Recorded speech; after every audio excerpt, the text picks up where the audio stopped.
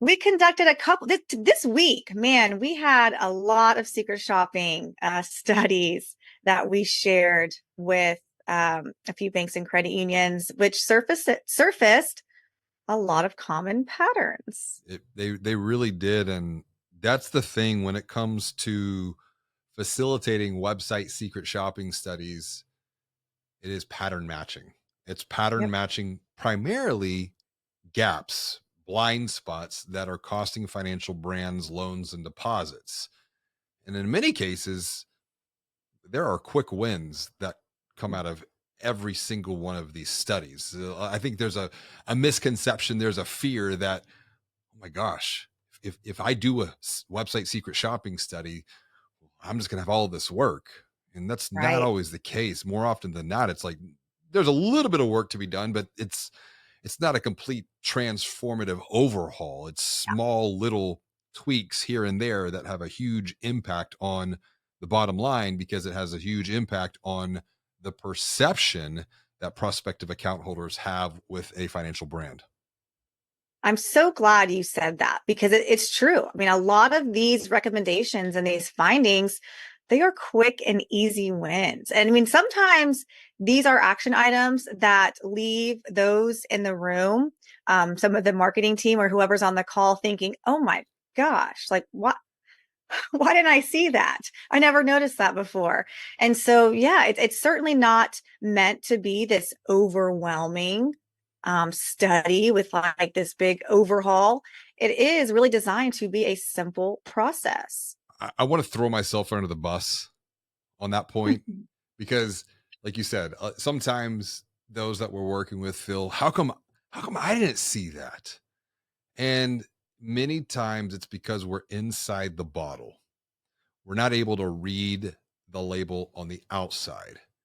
And so I have had advisors, coaches, guides over the years help me get out of the bottle, take my Yep. hand, walk me around, read the label. And I'm like, how come I didn't see that? How come I didn't? It's like, it's so obvious. Case in point, I literally had that call this morning with my sales coach.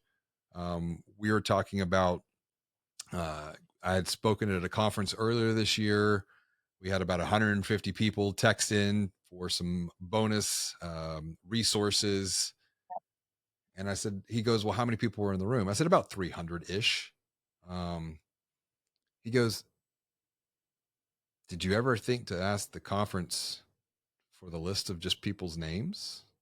Who was in your room? Who attended your session? Because this was a pre-conference session that people paid addition to the conference registration. And I'm like, I swear, I was like, how come I didn't think about that?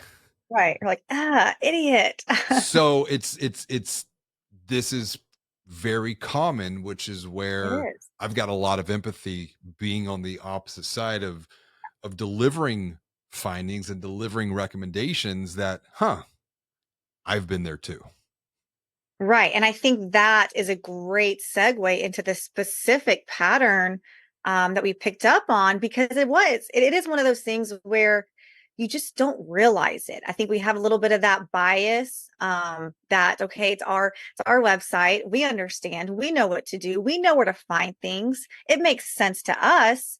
And so we're a little bit blinded to the user who's never been to your website before, Mm. doesn't know who you are. And that's one of the things that we really discovered this week was this level of complexity, like cognitive overload on some of these websites. And we had many users like literally say, money is already complex. Like going to my bank website is already frustrating, overwhelming. And so I don't want that to be amplified because there's a lot of noise and cognitive overload on the page. Like, I need that to be simplified. I want to feel more relaxed when I come because I'm already stressed out. And I know Joey Coleman in his book, Never Lose a Customer, uses like the dentist example, Mm. going to the dentist.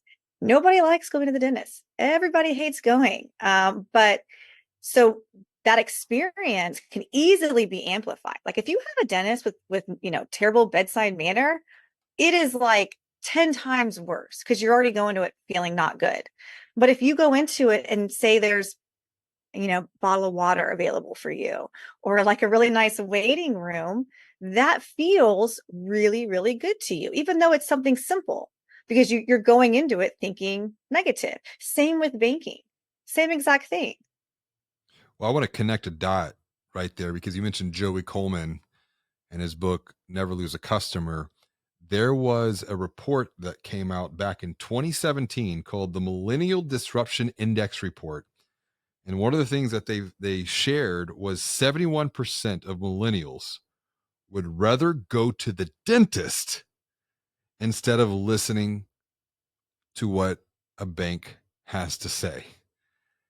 Yikes. I think that right there That's a lot. is kind of a wake up call because we know the pain associated with going to the dentist.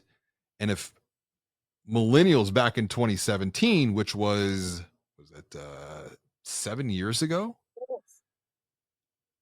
if that's what millennials were feeling back then, and I don't think it's just millennials, I think it's just the general perception of banks as a whole.